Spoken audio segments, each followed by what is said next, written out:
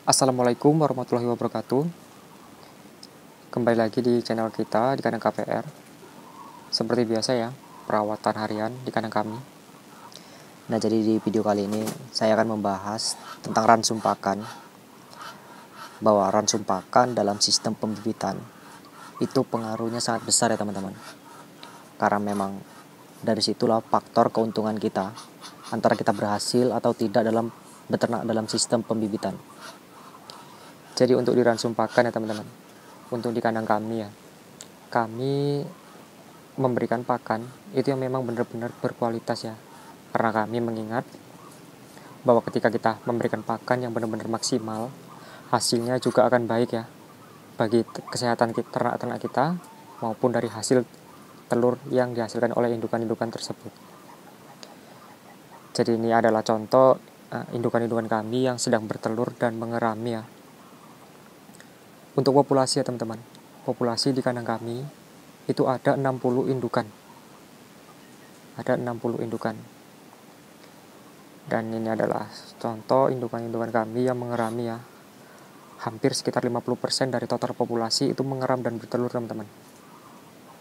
Jadi untuk mengenai ransum ya, itu paling penting ya dalam sistem pembibitan. Karena jika kita menggunakan ransum yang asal-asalan, yang ada hasilnya nanti tidak maksimal. Memang bisa bertelur, tetapi terkadang macat, terkadang bertelur. Nah, itu yang membuat hasilnya kurang maksimal ya. Jadi kalau di kandang kami ya, kami memberikan pakan itu yang memang benar-benar berkualitas. Sebelum kami menggunakan pakan yang seperti saya ini, seperti yang saya lakukan sekarang, saya sudah melakukan beberapa kali riset tentang percobaan menggunakan pakan alternatif ya. Dari ampas-ampasan, dari hijau-hijauan, dari azola, eceng gondok, maupun dari pelepah pisang. Kami sudah mencobanya itu teman-teman. Dan alhasil menurut saya ya kurang maksimal ya untuk tingkat produksinya. Dan untuk tingkat bobot indukannya juga kurang bagus. Beda lagi ya teman-teman pada sistem pembesarannya. Sistem pembesaran mungkin banyak ya yang menggunakan pakan alternatif karena memang itu menurut saya ya memungkinkan, karena dalam sistem pembesaran yang kita kejar adalah bobot. Tapi kalau dalam sistem pembibitan yang kita kejar adalah hasil telur ya teman-teman. Jadi ketika kita menggunakan pakan yang asal-asalan, nanti hasil telurnya sedikit. Nah, itu yang membuat kerugian bagi kita ya. Yang awalnya ngirit, yang jadinya bikin menjerit. Sebenarnya untuk ransum ya, di kandang kami itu bahan pokok dasarnya itu kita menggunakan jagung giling. Kenapa? Karena jagung giling yang kita tahu sendiri karbohidratnya cukup tinggi dan bikin entok tersebut lebih tahan terhadap lebih lama menahan kenyang. Jadi kami di kandang kami menggunakan sistem pakan kering ya. Kami tidak menggunakan air sedikit pun pada campuran pakan. Jadi pakan di kandang kami itu kering, 100% kering. Karena kami mengharapkan dengan menggunakan pakan kering ya, entok-entok tersebut makannya itu lebih sedikit ya. Karena daya kenyangnya itu lebih lama. Tapi harus melihat dari tingkat proteinnya teman-teman. Pakan kering pun kalau proteinnya rendah dia akan rakus teman-teman. Jadi kunci di peternak entok ini adalah ketika pakan proteinnya itu semakin tinggi, entok-entok tersebut makannya itu lebih sedikit teman-teman. Karena dalam kandungan pakannya itu mencukupi untuk protein yang dia butuhkan pada indukan. Jadi ini adalah indukan-indukan yang lagi bertelur ya. Ini ada 3 indukan.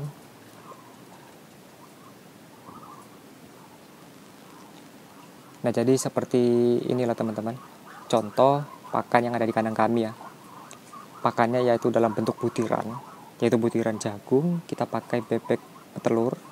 Nah, nanti kita pakai campurannya, itu kita bisa pakai roti giling, kita bisa pakai bunggil sawit, kita bisa pakai dedak ya teman-teman. Tergantung di daerah teman-teman yang paling gampang dijumpai aja. Teman-teman juga bisa menambahkan pakan alternatif ya seperti hijauan, tetapi perlu diingat, pakan hijauan ini penggunaannya tidak boleh lebih dari 20% ya. Karena itu sebagai campuran saja. Ketika teman-teman di kandangnya itu kandang sekatan, tidak ada hijauannya, itu bisa teman-teman kasih. Tapi kalau di kandang kami ya, karena kandang kami umbaran, hijauannya cukup memadai, kami cukup sesekali saja memberikannya. Jadi ya seperti ini teman-teman bentuknya. Kami memang tidak pernah menggunakan air sedikit pun pada ransum pakan, karena ketika kita memberikan ransum pakan kita campur dengan air, itu makannya dia akan lebih banyak teman-teman, akan lebih boros ya, dengan masa kenyangnya itu lebih cepat. Jadi ketika makan nanti setelah berapa menit lagi dia udah mulai lapar lagi, udah mulai nyari makanan lagi. Tapi kalau pakan kering ya, ketika dia makan sedikit aja dia langsung udah pergi dari tempat makannya, karena kandungan proteinnya juga mencukupi dan juga pakannya juga bagus. Jadi untuk di kandang kami memang pakan itu paling penting ya, karena kami tidak pernah menakar-nakar dalam jumlah ransum pakan, karena di kandang kami memang menggunakan pakan full 24 jam. Nah itu yang kami terapkan di kandang kami. Apakah untung dengan pola seperti itu? Alhamdulillah nyatanya tetap berbanding lurus terhadap jumlah pengeluaran dan penghasilan yang masih bisa kita jadikan penghasilan tambahan. Tetap ada hasilnya teman-teman ya, ketika kita menggunakan pakan seperti ini ya. Nyatanya itu udah kami alami di kandang saya. Dan teman-teman juga jangan ragu ya ketika kita menggunakan pakan dengan pola seperti saya ini, bahwasanya kita bakal rugi besar, karena harga pakan yang saya gunakan ini adalah harga pabrikan semua. Kita menggunakan pakan bebek petelur, pakan jagung giling dengan menggunakan dedak. Nah memang pakannya itu ada sedikit harus kita mengeluarkan dana yang sedikit lebih ya, karena memang pakan-pakan kita ini memang pakan-pakan berkualitas. Tapi teman-teman gak usah khawatir, semuanya akan berbanding lurus terhadap jumlah penghasilannya teman-teman. Untuk saat ini kami menerapkan pola seperti itu, alhamdulillah masih ada hasilnya teman-teman. Jadi memang terbukti ya, kami ngomong di sini bukan berbicara tentang asal-asalan ya, kami berdasarkan teori dan praktek yang saya jalankan di kandang kami. Nah jadi mungkin begitu saja teman-teman ya, video singkat yang bisa saya berikan, semoga dapat bermanfaat bagi rekan-rekan semua. Assalamualaikum warahmatullahi wabarakatuh.